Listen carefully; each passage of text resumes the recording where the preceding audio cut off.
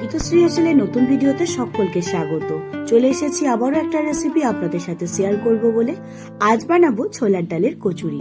ছোটবেলায় মা যখন সকালে গরম গরম কচুরি ভেজে দিত, ঘরে ভরে উঠত একটা অন্যরকম মশলার গন্ধ। সেই স্বাদ, সেই ভালোবাসা আজও মন ছুঁয়ে যায়। বাইরে খাস্তা, ভেতরে ছোলার ডালের পুর, এক কামড়েই মন জয় করে নেয়। সাথে যদি থাকে গরম গরম আলুর দম, তাহলে তো আর কিছুই লাগে না। যে কোনো ব্যস্ততার দিন অথবা নিরামিষ দিনে খুব সহজেই বানিয়ে নিতে পারেন অল্প কয়েকটা ঘরোয়া মশলা দিয়ে। এতটাই টেস্টি যে বাচ্চা থেকে বড় সকলে খুবই পছন্দ করে। তাই আর দেরি না করে চলুন শুরু করি আজকের রেসিপি। ছোলার ডালের কচুরি বানানোর জন্য হাফ কাপ মানে 100 গ্রাম পরিমাণ ছোলার ডাল নিয়েছি।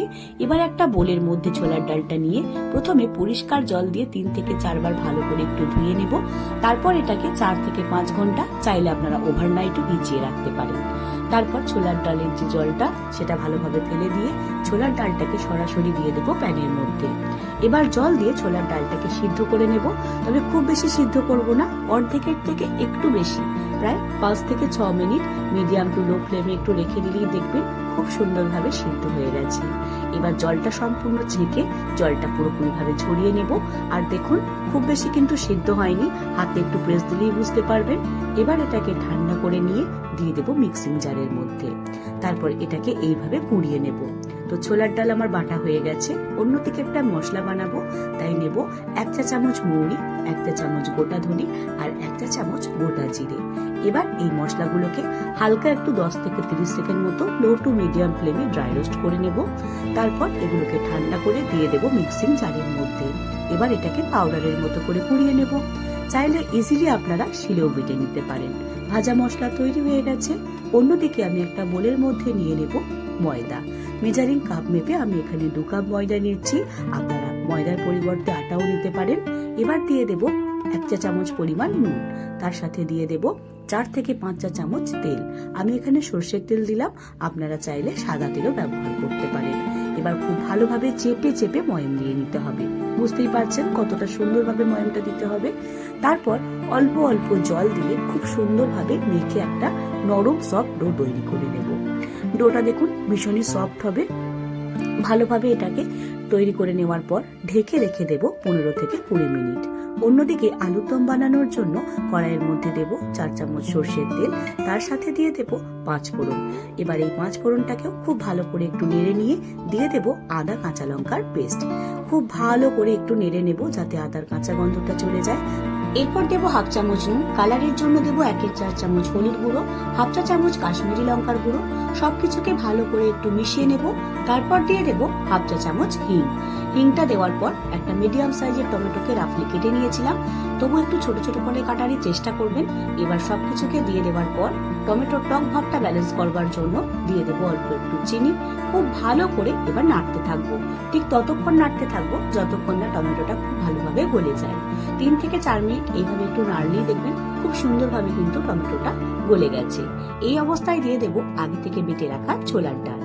4 থেকে 5 চামচ মতো দিয়েছি। আপনারা চাইলে পরিমাণটা একটু কম বা বেশিও করতে পারেন। খুব ভালো করে বাকি মশলার সাথে প্রথমে ছোলার ডালটাকে এইভাবে একটু কষে নেব। যখন মশলাটা একটু আগের থেকে শুকিয়ে আসবে আর খুব সুন্দর একটা গন্ধ বেরিয়ে আসবে, তার মধ্যে দিয়ে দেব জল।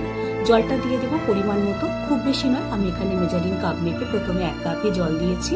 এবার মশলার সাথে জলটাকে ভালো করে একটু মিশিয়ে নিয়ে যখন একটু মশলাটা ফুটে উঠবে, তার মধ্যে দিয়ে দেব আগে থেকে কেটে সিদ্ধ করে রাখা আলু। আপনারা চাইলে আলুর সাইজটা একটু ছোটও করতে পারেন। এবার বাকি মশলার সাথে ভালো করে একটু মিশিয়ে নেব। আলুটা আগে থেকেই সিদ্ধ করা ছিল, তাই খুব বেশিক্ষণ রাখার দরকার নেই। 3 থেকে 4 মিনিট ভালো করে একটু মিশিয়ে নেওয়ার পর আগে থেকে সিদ্ধ করে রাখা মটরশুঁটি দিয়ে আবারও একটু নেড়ে নেব। এবার ভাজা মশলা ছড়িয়ে আবারও 1 কাপ পরিমাণ গরম জল দিয়ে মিনিট 3 ভালো করে একটুখানি ফুটিয়ে নিলেই তৈরি আলুর দম। কচুরির সাথে পরিবেশন করার জন্য আলুর দম কিন্তু তৈরি হয়ে গেছে। এবার আমাদের তৈরি করে নিতে হবে কচুরি। খুব সহজেই যে কোনো নিরামিষ দিনে এই ধরনের আলুর দম আপনারা তৈরি করে নিতে পারেন। অন্যদিকে দেখুন কচুরির জন্য যে ডোটা কতটা সফট হয়েছে, এই জিনিসটা কিন্তু মাথায় রাখতে হবে। ডোটা যেন এতটাই সফট হয়। একে একে নিচে কেটে নিয়েছি। পর পুর বানানোর জন্য আগে থেকে বেটে রাখা ছোলার ডালের মধ্যে দিয়ে দেব সিম্পল বেসিক কিছু জিনিস, যেমন প্রথমেই দিয়ে দেব হাফ চা চামচ পরিমাণ নুন, তবে নুনটা অবশ্যই আপনারা আপনাদের স্বাদ অনুযায়ী দেবেন। এরপর দিয়ে দেব হাফ চা চামচ পরিমাণ চিনি, যেহেতু কচুরি একটু হালকা মিষ্টি মিষ্টি খেতে ভালো লাগে। তার সাথে দিয়ে দেব অল্প একটু মেথি গুঁড়ো আর হাফ চা চামচ পরিমাণ হিং। এবার এই সমস্ত শুকনো উপকরণগুলোকে ভালো করে ছোলার ডালের সাথে মিশিয়ে নিলেই কিন্তু পুর তৈরি। হ্যাঁ, এতটাই সহজে পুর কিন্তু তৈরি। এবার আমি এক একটা লেচি নেব। লেচিগুলোকে প্রথমে আঙুলের সাহায্যে এইভাবে ছোট্ট ছোট্ট বাটির আকারে তৈরি করে নেব। ভীষণই ইজি, আপনারাও পারবেন খুব। এরপর ওই বাটির মধ্যে বানিয়ে রাখা পুরটা চামচের সাহায্যে দিয়ে হালকা একটু প্রেস দিয়ে নেব। তারপর দুই দিকটা আঙুলের সাহায্যে এইভাবে ভালোভাবে চেপে চেপে প্রথমে মুড়ে নেব। তারপর দুই দিকের কোণটাকে মাঝ বরাবর নিয়ে আসবো। এবার এই মাঝের অংশটাকে খুব ভালো করে একটু এইভাবে ঘুরিয়ে লক করে দেব, যাতে খুলে না যায়। তারপর হাতের সাহায্যে দুই দিকটাই এইভাবে একটু প্রেস দিয়ে নিলেই কিন্তু তৈরি। একইভাবে আমি সবগুলোর মধ্যেই পুর ভরে নিয়েছি। কচুরি ভাজার জন্য বেশ অনেকটা পরিমাণ তেল দিয়ে তেলটা গরম করে নেব।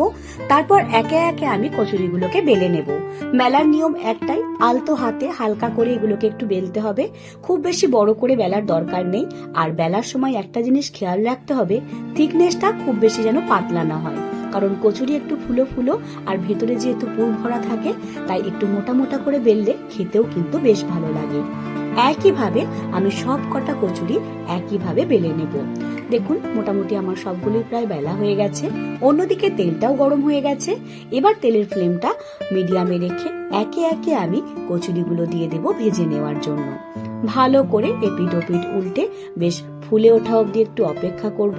খুব সহজেই দেখবেন একদম দোকানের মতো বা পুরোনো দিনে মা দিদার হাতে যে ধরনের আমরা কচুরি খেয়েছি, সেই ধরনের কচুরি বানানোর জন্য খুব বেশি সময় তো লাগেই না, আর খেতে কিন্তু সেই একই রকম স্বাদ লাগে। যে কোনো রান্না যখন আমরা করি, তার মধ্যে আমাদের ভালোবাসার ছোঁয়ায় কিন্তু রান্নার স্বাদটা অনেকটাই বেড়ে যায়, মনে পড়ে যায় পুরনো অনেক স্মৃতি। তো এই ধরনের রেসিপি আপনাদের কেমন লাগলো সেটা আমাকে কমেন্ট করে জানাতে প্লিজ ভুলবেন না। যে কোনো নিরামিষ দিনে অথবা ব্যস্ততার দিনে সকালে বা সন্ধে হালকা টিফিন হিসাবে, এমনকি ডিনারেও আপনারা এটা পরিবেশন করতে পারেন। এতটাই টেস্টি যে বাচ্চা থেকে বড় সকলে বেশ পছন্দ করবে। গরম গরম ফুলকো কচুরি দেখুন আমার তৈরি হয়ে গেছে। একইভাবে আমি পরপর সবগুলোকেই বানিয়ে নেব। তৈরি করা যেমন সহজ, খেতে কিন্তু তেমনই সুস্বাদু। তাই দেরি না করে ঝটপট বানিয়ে ফেলুন। আর এই রেসিপিগুলো আপনাদের কেমন লাগছে সেগুলো আমাকে প্লিজ আপনারা কমেন্ট করে জানাতে ভুলবেন না। আপনাদের একটা কমেন্ট আমাকে উৎসাহিত করবে আরো অনেক রেসিপি আপনাদের সামনে নিয়ে আসার।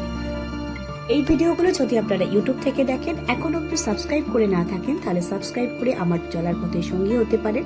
অবশ্যই লাইক শেয়ার কমেন্ট করতে প্লিজ ভুলবেন না। আর যদি ফেসবুক পেজ থেকে দেখেন, তাহলে পেজটিকে ফলো করে আপনাদের গুরুত্বপূর্ণ মতামত কমেন্ট বক্সে প্লিজ রেখে যাবেন। সকলে ভালো থাকবেন, সুস্থ থাকবেন।